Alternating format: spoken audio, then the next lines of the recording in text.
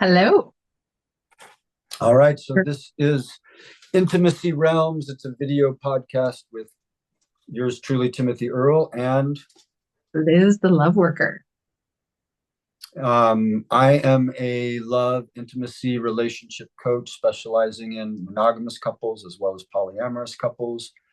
And Liz, what do you do as a love worker? I yeah, I work with platonic touch and also erotic coaching. So I just love relationships. I love connecting with people, and I think the quality of our life is determined by the quality of our relationships. So that's really what feeds my heart. And yes, I have a fun fact for you about the word intimate.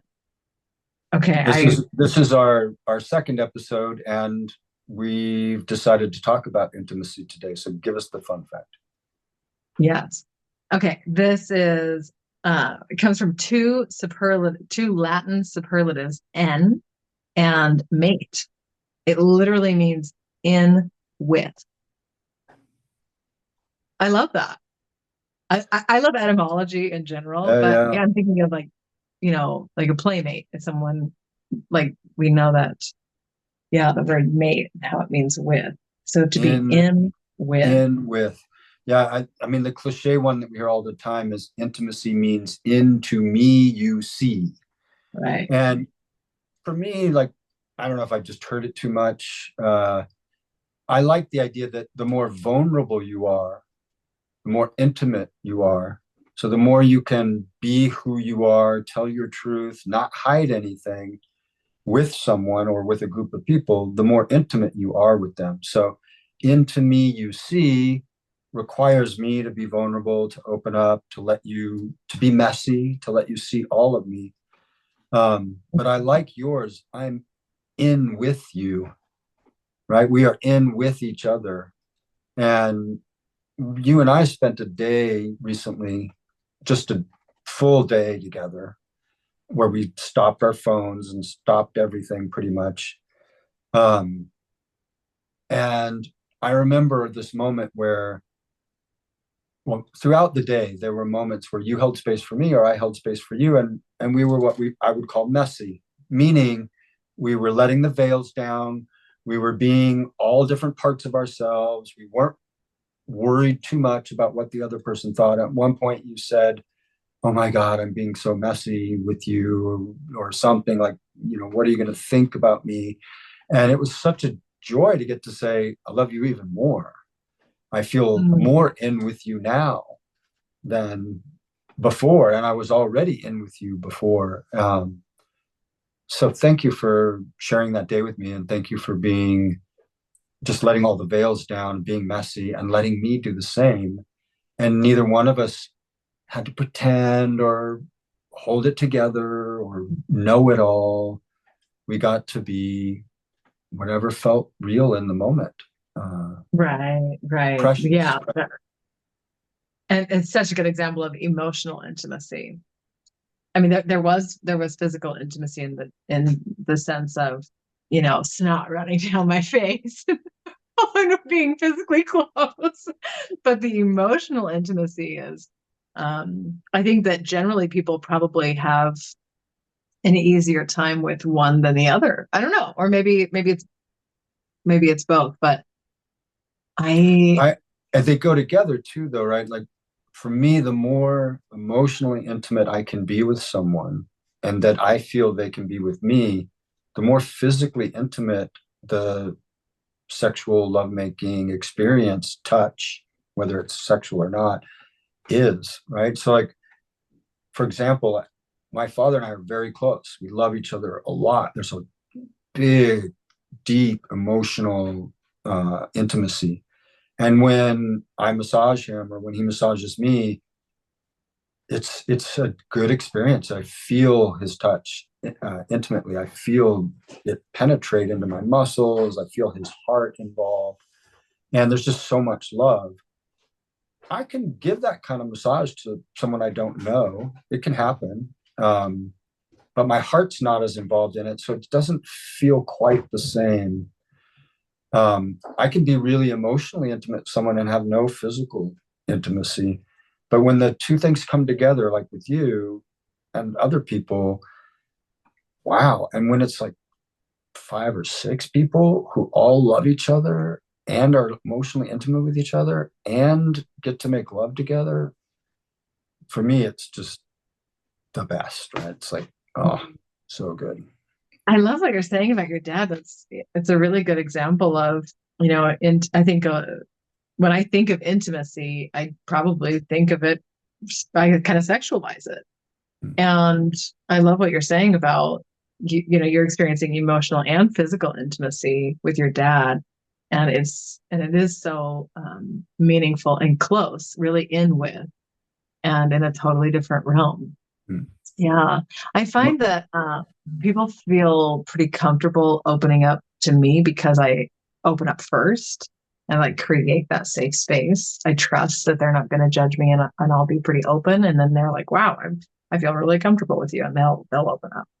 And I'm really comfortable being physically intimate with people because I love the human body and I love people, and I'm just very comfortable.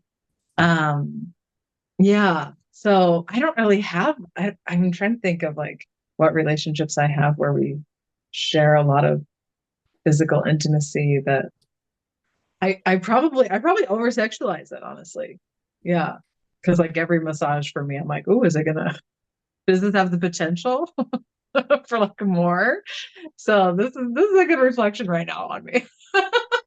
Yeah, I guess I have a lot of intimate relationships that are platonic or non-sexual. The friend that I was talking about earlier on Maui,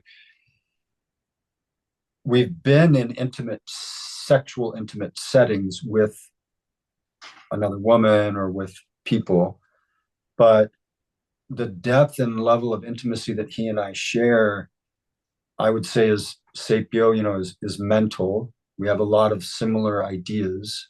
We really enjoy being intimate with our ideas. Emotional, we're both messy with each other and reveal everything. We're not hiding anything, we're not pretending. And then there's a lot of good touch, cuddling, and we meditate together. But there's this level of intimacy that I reach with him that I want to name because I haven't thought of it before. Into me, you see, when I look at him or when he looks at me, we have this experience of knowing each other like a mirror reflection and understanding each other. And there's differences. It's like I'm looking at myself in a black robe and he's looking at himself in a white robe, right? There's differences, but it's very similar. And there's a gift in that, this sense of feeling not alone, feeling really deeply understood. So a mental intimacy as well as the emotional. And we both practice similar forms of loving other people, different but similar. And he and I are not sexual together, and it's just deeply, deeply intimate. Mm.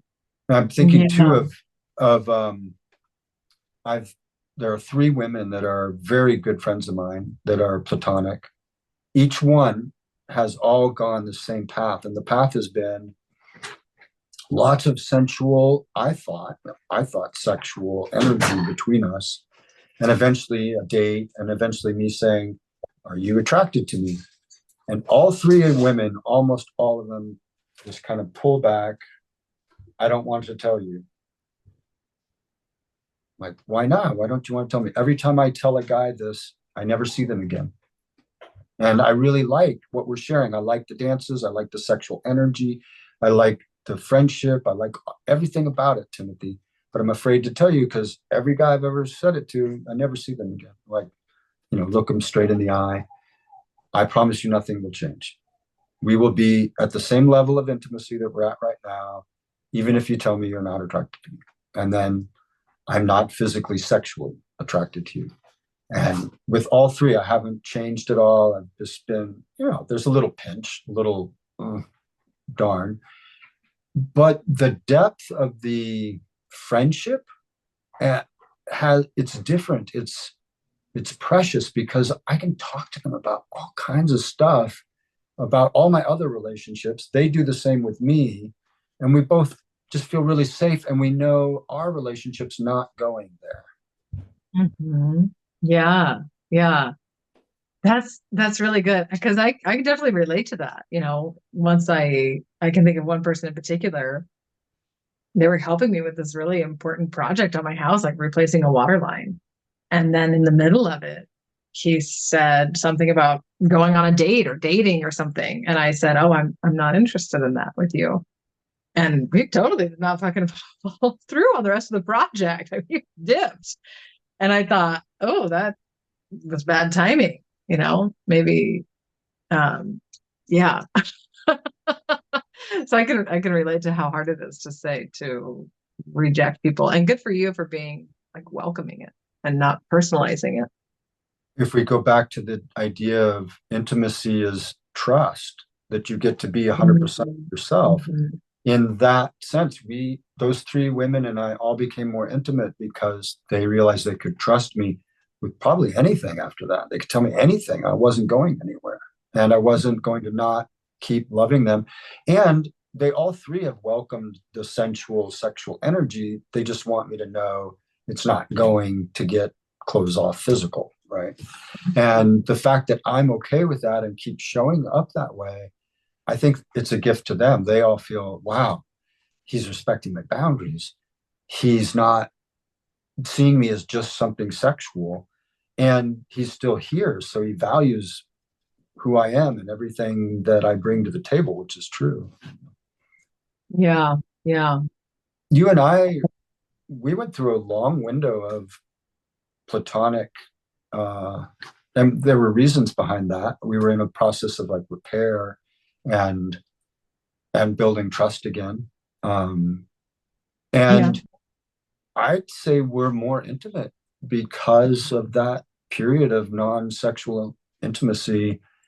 I know for me, I got really clear on I love this woman. Whether I ever get to have sexual relations with her again, I'm all in, and I'm going to keep visiting her and keep seeing her. And you kept visiting me, and even in some of the really hardest times of my life. And so there's just this knowing in me that you are, a life mate, a life lover, a friend that I can't see a reason why we don't continue together. So mm, yeah. That means so much to me.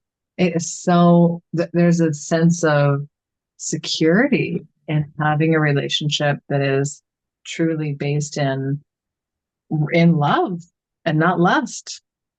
And yeah, I love that. Thank you.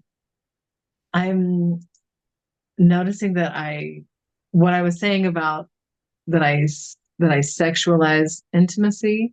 Um, I don't feel like that is totally true. I mean, certainly there's an aspect of myself that, most I most found it people, I funny. think, when most people when I think when they hear the word, oh, intimacy means you're going to eventually have sex with each other. And I like that we're defining intimacy as a spectrum that can include our children, our parents, our worker, coworker, but we can go all the way over here to the other side, and it can be our lover, our husband or wife, or someone that we are sexual with. And there's all these different forms of intimacy as Yeah. well, right? So Hmm. when you said it earlier, I was like, I know personally that you have relationships that are intimate and are not sexual. So Yeah. Yeah. And when you mentioned the repair work, I thought about the role that intimacy has there. Because when there's been hurt and a distance created, there's a hardening of the heart and there's a closure of, which is really like the opposite of intimacy, right? If intimacy is opening up, letting you see me, the closing, which is coming from the need to protect ourselves, is the guardedness, it's the lack of intimacy. And so in order to even start the repair work, those walls have to come down, that softening has to occur. And sometimes words aren't the best way to get there. Yeah. I learned a cool example of an exercise where I'd like to practice this with you sometime. Maybe something needs to be cleared or one person just wants to process. And then they practice, you know, identifying what it is they're feeling in their physical body, maybe identifying some emotions and their general energy level. And then they ask for what they need. And in this example, the person said, instead of face to face, what I'd like is for us to sit back to back. And I thought, oh, that's good. I think that could help me to feel supported and also a little bit more relaxed about where I'm looking or, yeah. So I like that. Yeah. Well, one thing that's really up for me recently is that relationships are not about avoiding hurting each other in a perfect way. It's about getting really good at repair. Yeah. Yeah. I would love that to be our next topic. I think we both have a lot to say about repair, apology. What does that mean? I shared this with you when we were talking about our repair the other day, that similar, what you were just saying, it kind of puts it in a nutshell, that masters of relationship are masters of repair, meaning to have no mistakes and never hurt anyone and never get hurt is, I don't know, I don't think it's really possible if we're playing with love and we're working to be intimate. And so clearly a master of relationships, not somebody who does it perfect. A master of relationships, somebody like you said, who is good at repair and is willing to do what it takes. And that's not easy. I'd love for us to do a whole episode on repair and apology. But I just want to come back to, there's nothing wrong with feeling intimacy with someone and it triggering a desire to be sexual.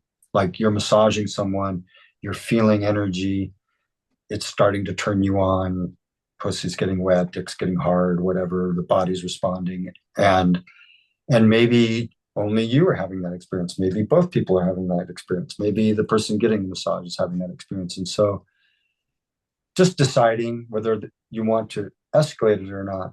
But there's no shame in that, right? There's no shame in it, intimacy evolving into sexuality. I think for men in general that I work with, there is unfortunately an idea that the only way to get intimacy is to get sex, and a confusion that sex is intimacy. And so there's always loneliness there because you can't be having sex all the time.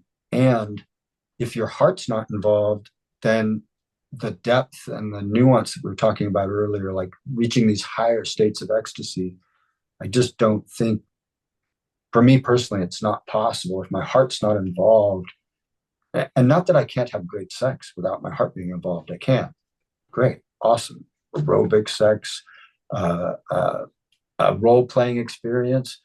But when my heart's involved, rolling ecstatic states of ecstasy become way more available to me.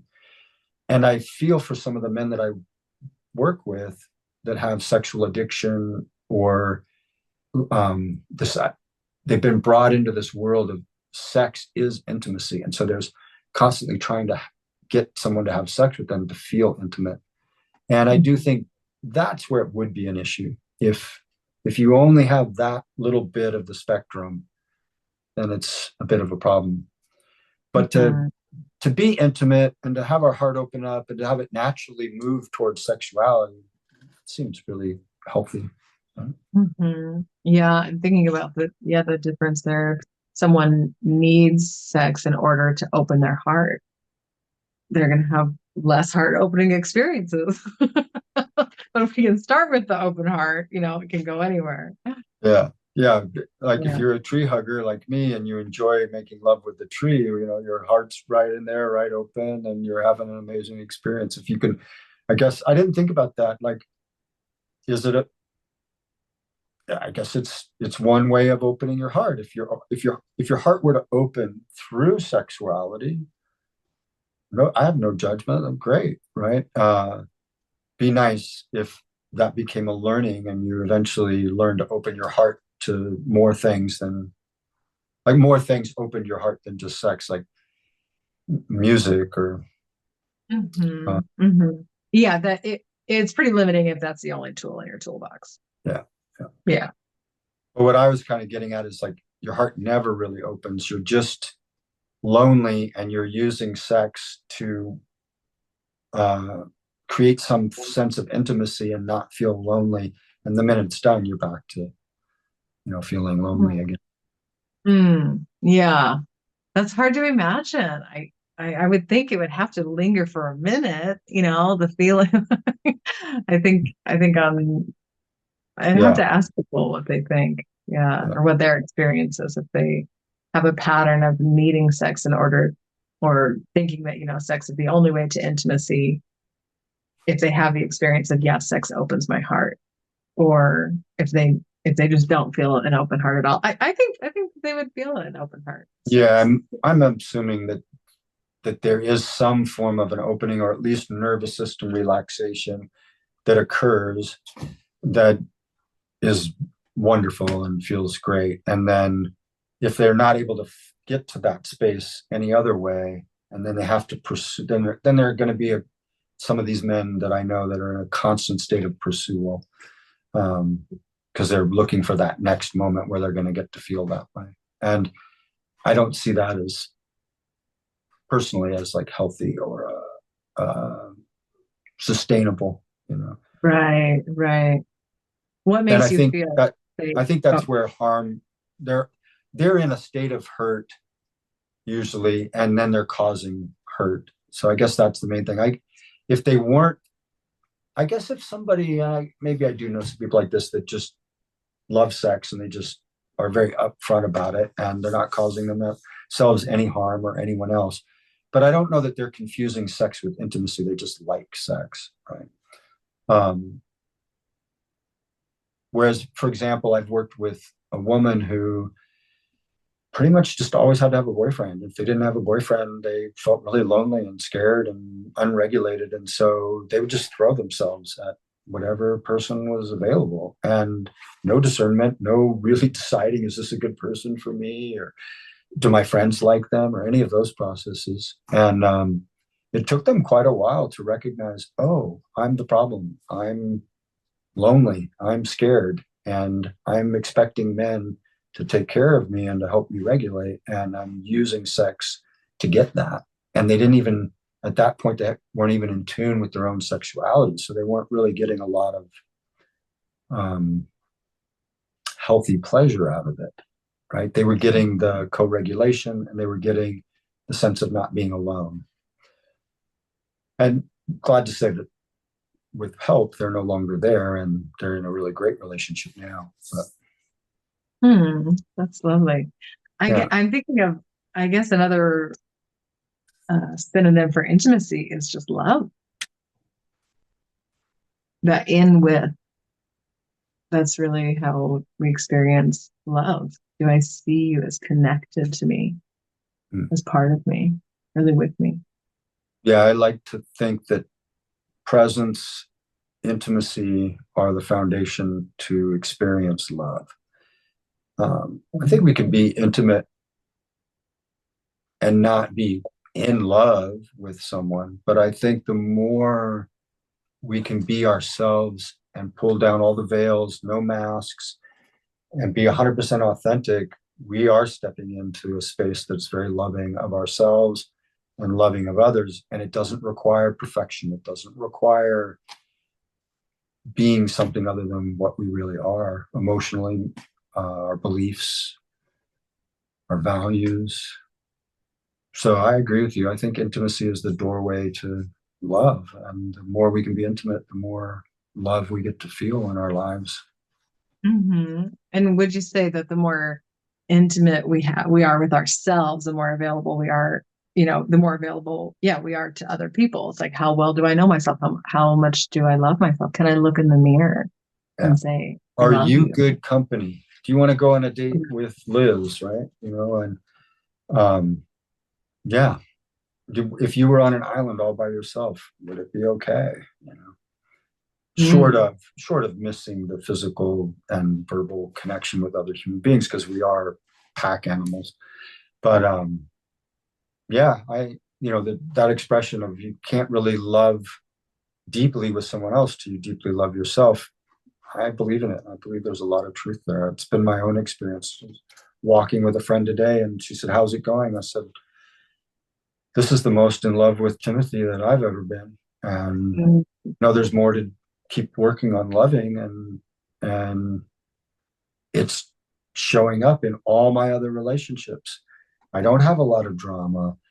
I don't have a lot of need for heavy processing. I love to process if we need to, but I don't have my world's pretty easy, and it used to not be. And I think the key factor is I love this guy, and the people I'm spending time with love themselves. And then it's easy to come together and be intimate and loving towards each other, whether it's my sister, my mom, my ex-baby mama, or you, or many of my other lovers. Mm-hmm. Yeah, because the not loving ourselves shows up as exiling aspects of ourselves. And then, because we're not acknowledging these aspects, they really pathologically express. And then we project them onto other people. And that's kind of where this drama comes in. Yeah, and then, raise my hand here, a 10-year period where I'm projecting my subconscious needs and exiled aspects onto the relationship that I'm in. They're doing the same, thus the mega chemistry. And within a short period of time, we're hurting each other. And, after 10 years, I finally had to look at, oh, no fault to them. I'm the common denominator in these type of dramatic relationships. And then with a good year of therapy, both with a therapist and with a men's group with a therapist, finally going, oh, okay, I'm seeing the exiles within myself. I'm seeing the subconscious material that's actually keeping me from being intimate with myself and thus with the right people. And I'm not saying I'm done. I'm not saying I don't have more work to do, but I'm not in that same pattern that I was in. And that part of me has been integrated and healed. And so I'm getting to relate with people who love themselves more and who are on that same path. Yeah. Right. Yeah. So I'm thinking like loving ourselves more is actually just loving more aspects of ourselves, because we do have we're very complicated creatures. Or like the disco ball, every little square. I love that. Yeah. Like lots of little pieces of broken glass all put together in a sphere that's magical and amazing and perfect, just the way it is. But get to know all your different broken pieces so you can bring them all into a wholeness and see them as part of you. And in the work that I do with people, I teach that awareness is this experience that we can all tap into. Presence is the doorway into awareness. And if we can come into greater awareness, then we can really look at all those broken pieces that make that disco ball, or all the aspects of ourselves, and learn to love them and not let them, drive. If our life were a school bus, for 10 years, I had a one-eyed drunken monkey driving my bus. Right? I had an aspect of myself that I didn't know and hadn't learned to love, making decisions. And so it was dangerous for myself and for other people. Whereas if we can get presence, awareness itself into the driver's seat, everything goes a lot smoother. So learning how to center or how to come into oneself is, I think, a key thing. Yeah, anyway, I'm deviating from intimacy. So. Yeah. I love the analogy though of the whole self driving, because rejecting parts of that disco ball is like, oh, now I only have one eye. Well, now I only have a finger and not even a whole hand. Yeah. So Beautiful. yeah, but loving ourselves. I mean, it's all about intimacy. I think intimacy is still the umbrella, because how do we get intimate with other people if we don't start with the self? And you bring us to communication, which is maybe the last thing before we close. That feeling of, oh God, there's something I need to tell Liz. I don't want to tell her. She's not going to like it. She's going to be mad at me. I don't want to tell her because she'll never look at me the same. It'll lower my status with her, blah, blah, blah, blah, all these different stories. And intimacy is telling you the thing. And communication and how I do it is what allows for us to actually have a more intimate moment. So if I just barge into your house unannounced and you're making cookies with your daughter and I blurt out my big thing, it's probably not going to create much intimacy. In fact, it's probably going to create the opposite. Whereas if I say, Liz, I've got something I need to talk to you about, it's probably a difficult conversation. When could we do that? And you say, well, Thursday at 1:00 is a good time. I need about an hour. Okay, that still works. Why don't you come over then? Could you give me a little bit about what it's about, right? And so then I just give you like, well, it's about I kissed your girlfriend and you told me that you didn't really want me to. I'm making something up, right? So it's about your girlfriend, right? And then we get together at 1:00 and I say, I've got something difficult to say. I'd just like to tell you. I'll let you know when I'm done. If you could repeat back so I know that you heard me, that would be helpful to me. And then we could discuss it. And you go, yes. Now we're setting up the framework to have a more intimate conversation. And probably by the time we get through it, you're going to forgive me or not or whatever, but we're going to come to a place that's more intimate and that's respectful. So I like to think of communication as a tool to create intimacy, and how we communicate as the important aspect. So what's the framework? Is it respectful? Is it timely? Is it considerate? Is it honest? Is it being said in a way where I'm owning my experience and not projecting it onto you? I have a story. They're not going to like me because I kissed your girlfriend and I said that I wouldn't, or you asked me not to. And so my story is you're going to reject me. I'm owning it as my story, because it could be that you go, that's no big deal. Thank you for telling me. I knew you guys were liking each other and my own insecurity wanted to stop it. And we end up having this great discussion and we become more intimate. So communication as a tool for intimacy. Right. And talk and communicating about how to communicate. Because I would say to a partner, if I hear you say, I have something really big to tell you, I'm going to want to hear it really soon. Yeah. Not Thursday. And I think it's such a wonderful practice to do the work within the framework when it's easy stuff, when it's good stuff. I have something really important that I want to tell you. And then I just shower you with good stuff. And then you have to paraphrase back what you're hearing. Like, we got to practice this when it's relatively easy, so that when it is hard, we've got the little muscle memory. I love what you're saying. Yeah. And I agree. When I'm coaching with couples, I call it appreciations, but we use the same process that we use when they have difficulties or when they have breaks in trust.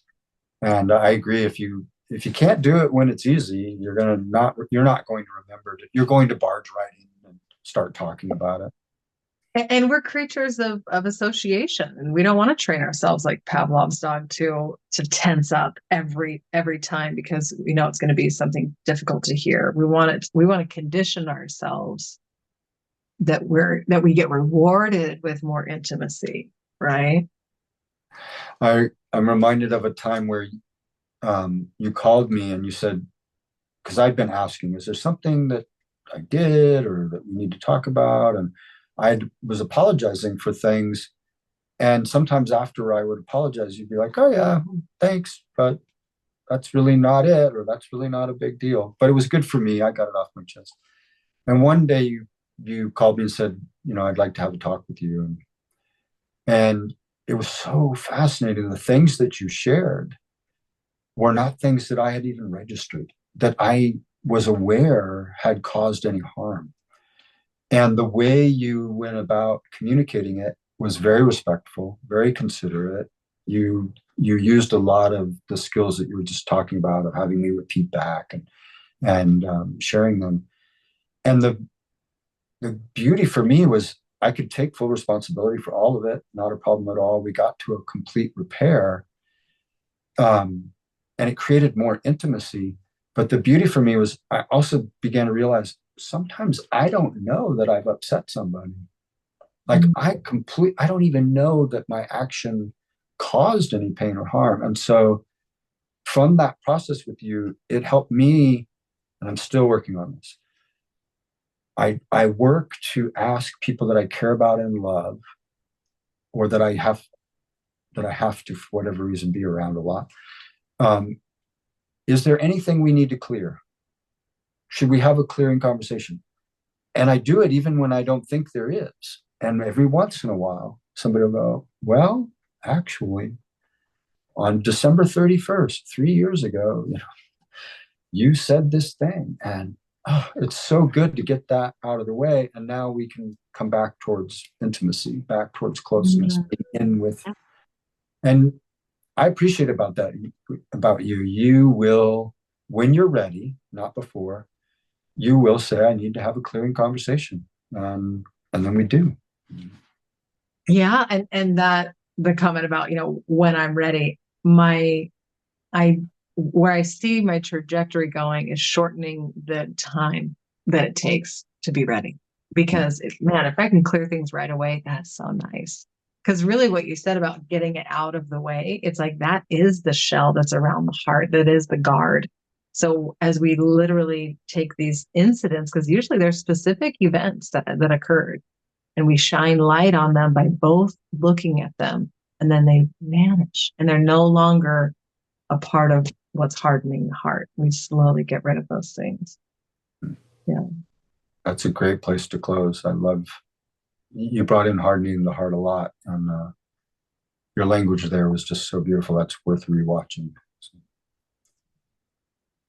So this is Timothy. Like that, actually. I might use that instead of asking people, do we need to clear, saying, is your heart hardened in any way that I could help soften by seeing you? That could make me cry. You should use that on. Say that to me. Note to self. Note, Timothy, note this. I will definitely try that. Thank you. So this is Timothy Earl. I am a love, intimacy, relationship coach. You can find me at timothyearl.com or Facebook. And my lovely co-host is Liz the Love Worker. You can Google that. There's a liztheloveworker.com. And you can find me on Facebook. Yeah.